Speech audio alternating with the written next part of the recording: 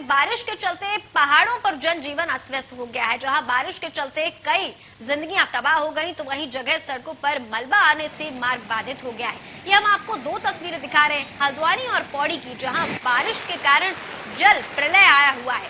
हल्द्वानी की तस्वीरें आपकी टीवी स्क्रीन पर है और दूसरी पौड़ी की। पौड़ी पहले ही और भी कई प्राकृतिक आपदाओं से जूझ रहा है। हाल ही में बादल फटने की जो घटना सामने आई उससे पौड़ी जूझ रहा है और इसके साथ ही हल्द्वानी की तस्वीरें हैं जहां पर भारी बारिश के चलते जलस्तर बढ़ गया है और जलस्तर बढ़ जाने के कारण जो जीवन है आमजन का वो अस्त व्यस्त हो गया है। सड़कें बाधित हो गई हैं क्योंकि भारी बारिश के चलते जो मलबा सड़कों पर आ गया है उसके चलते यातायात बाधित हो गया है और सड़कें पूरी तरीके से बंद हो गई हैं। कनेक्टिविटी पूरी तरीके से खत्म होती नजर आ रही है। लोगों को खासा दिक्कतों का सामना करना पड़ रहा है इस प्राकृतिक आपदा के चलते। ये जो पहाड़ों पर आफत की बारिश हुई है ये लोगों के लिए परेशानी का सबब बनी हुई है।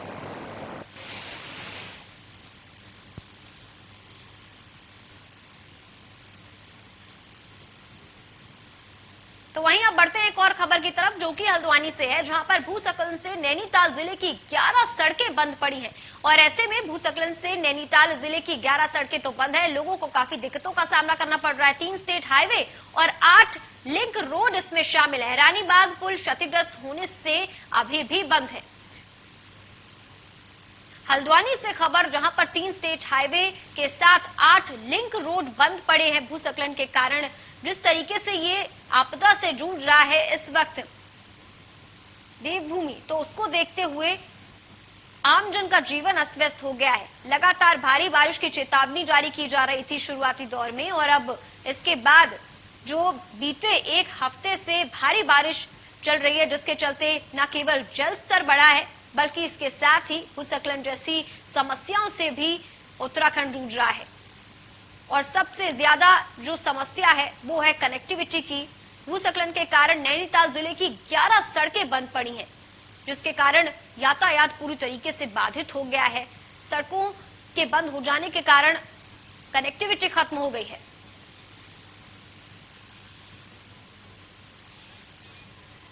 तो अब बढ़ते हैं पौड़ी की तरफ जहां पर मौसम विभाग की चेतावनी सामने आई है। 4 दिन से खराब मौसम के साथ बारिश शुरू हुई, पहाड़ों पर आफत बनकर ये बारिश बरस रही है और इसके साथ ही आपको बता दें कि इस बारिश के चलते जनजीवन पूरे तरीके से अस्त व्यस्त हो गया है। लगातार मौसम विभाग चेतावनी जारी कर रहा था कि आने वाले समय में उत्तराखंड को भारी बारिश का सामना करना पड़ेगा। अलर्ट जारी कर दिया था, चेतावनी दे दी थी और अब जो झमाझम बारिश के चलते जल स्तर बढ़ गया है, जल भराव जैसी समस्याएं हैं, भूस्खलन जैसी समस्या है, बादल फटने की जो घटनाएं हैं वो लगातार सामने आ रही हैं जिसके चलते जो आम जीवन है वो बेहद मुश्किलों से गुजर रहा है वहां के लोगों का। 4 दिनों से मौसम बेहद खराब है और इसके साथ ही पहाड़ों पर ये जो बारिश है ये आफत बनकर बरस रही है जिसके चलते लोग खासे परेशान हैं।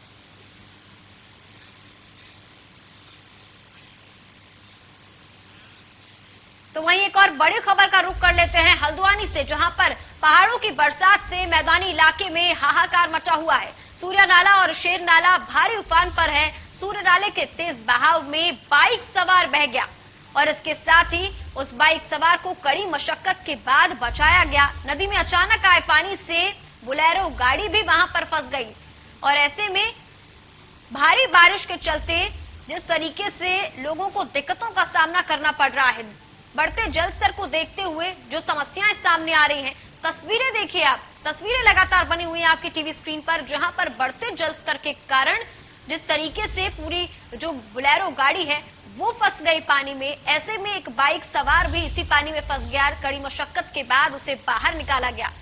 हल्द्वानी की तस्वीरें लगातार बनी हुई हैं आपकी टीवी स्क्रीन पर जहां पर पहाड़ों की ये जो बरसात है ये लोगों के लिए परेशानी का सबब बनी हुई है और ऐसे में सूर्या नाला के तेज बहाव में एक बाइक सवार बह गया जिसे कड़ी मशक्कत के बाद बाहर निकाला गया। तो वहीं दूसरी बार भी कुछ ऐसे ही घटना सामने आई जहां पर एक बोलेरो गाड़ी वो फंस गई इस बढ़ते जलस्तर में।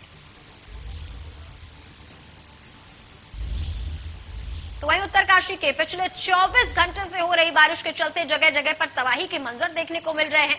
जिले के कई गांवों का संपर्क जिला मुख्यालय से टूट गया है।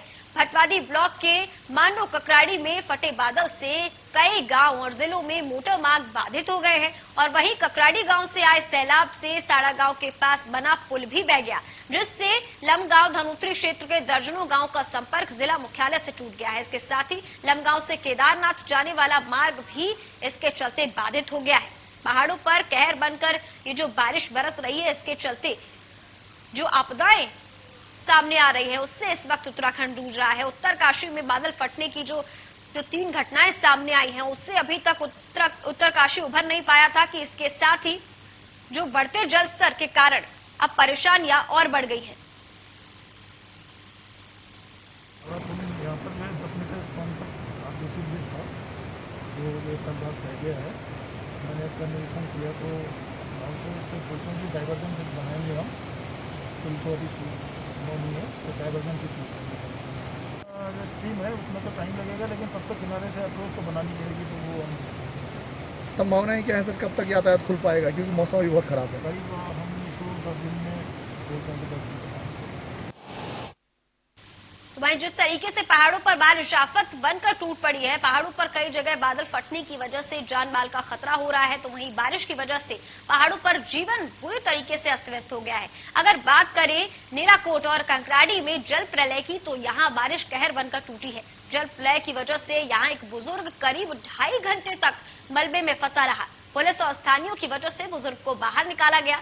जल प्रलय से मची तबाही, मलबे के आने से कई घर जो है वो दब गए और कड़ी मशक्कत के बाद बुजुर्ग को बाहर निकाला गया। वो बुजुर्ग 2.5 घंटे तक फंसा रहा। मलबे के कारण कई घर जो हैं वो भी दब गए हैं। उत्तरकाशी में भारी तबाही देखने को मिल रही है भारी बारिश के चलते, और ये मंजर डराने वाला है। जल प्रलय के कारण जो तबाही देखने को मिल रही है उसकी तस्वीरें आप तक पहुंचा रहे हैं।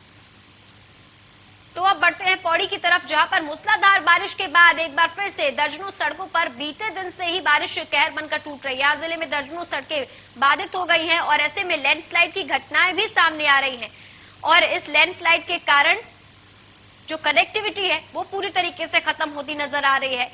जो आमजन है वो खासे परेशान है। जिले के कई मार्ग जो है वो बाधित पड़े हुए हैं। यातायात पूरी तरीके से ठप हो गया है।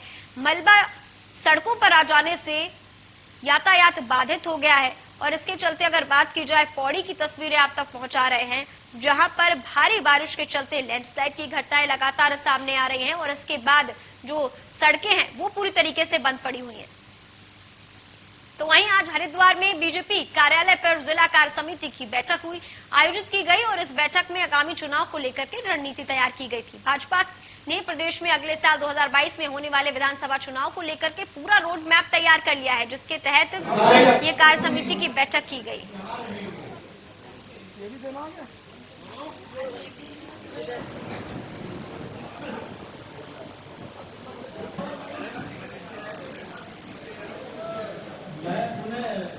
अपने देश के कैबिनेट मंत्री